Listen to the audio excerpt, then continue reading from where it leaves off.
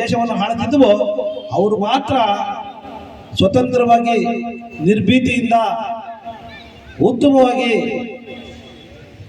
ಜೀವನವನ್ನು ಸಾಗಿಸ್ತಿದ್ರು. ಹಾಗಾಗಿ ಬಾಬಾ ಸಾಹೇಬ್ ಅಂಬೇಡ್ಕರ್ ಅವರು ಬಹಳ ಯೋಚನೆ ಮಾಡಿ ಮುಂದಾಲೋಚನೆಯಿಂದ ಅವರು ಪ್ರಥಮ ಬಾರಿಗೆ ಈ ಸಂವಿಧಾನವನ್ನು ಬರೆಯಲು ಪ್ರಥಮವಾಗಿ ಮುಂಬೈ ಪ್ರಾಂತ್ಯದಿಂದ ಚುನಾವಣೆಗೆ ನಿಲ್ತಾರೆ. ಆ ಮುಂಬೈ ಪ್ರಾಂತ್ಯದಿಂದ ಅವರನ್ನ ಸೋಲಿಸಲಿಕ್ಕೆ ಆ ಪ್ರಾಂತ್ಯ ಪದಾಧಿಕಾರಿಗಳೇ ಕಾರಣಕರ್ತರಾಗ್ತಾರೆ. ಮತ್ತೆ ಬಾಂಗ್ಲಾದೇಶದ ಜೈಸೂರ್ ಮತ್ತು ಕುಲ್ನಾ ಎಂಬ ಕ್ಷೇತ್ರದಿಂದ ಸ್ಪರ್ಧೆಯನ್ನು ಮಾಡ್ತಾರೆ. ಅಲ್ಲಿ ಭಾರತ ಮತ್ತು ಪಾಕಿಸ್ತಾನ ವಿಭಜನೆಯಾದಾಗ ಬಾಬಾ ಸಾಹೇಬ್ ಅಂಬೇಡ್ಕರ್ ಎಲ್ಲಿ ಜಯ ಗಳಿಸಿರ್ತಾರೋ ಆ ಪ್ರದೇಶವು ಬಾಂಗ್ಲಾದೇಶಕ್ಕೆ ಹೋಗ್ಬಿಡುತ್ತೆ. ಮತ್ತೆ ಕೊನೆಯದಾಗಿ ಮುಂಬೈ ಪ್ರಾಂತೀಯ ಭಾಗದಲ್ಲಿ ಮತ್ತೆ ಜಯ ಗಳಿಸಿ ಈ ಸಂವಿಧಾನ ಸಮಿತಿಯ ರಚನಾ ಸಮಿತಿಯ ಅಧ್ಯಕ್ಷರಾಗಲು ಅವಕಾಶವನ್ನ ಸಿಗ್ತದೆ.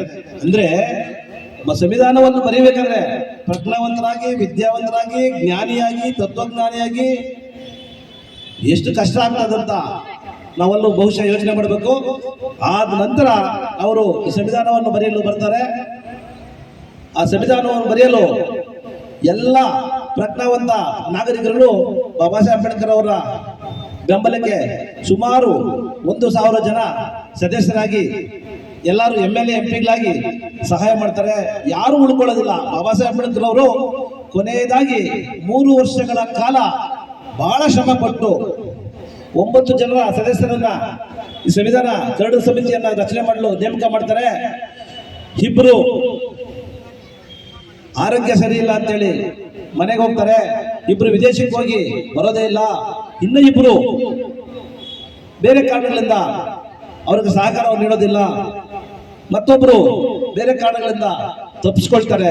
ಕೊನೆಯದಾಗಿ ಬಾಬಾ ಸಾಹೇಬ್ ಅಂಬೇಡ್ಕರ್ ಅವರು ಅಂತಿಮವಾಗಿ ನಾನು ಏನಾದರೂ ಮಾಡಬೇಕು, ಈ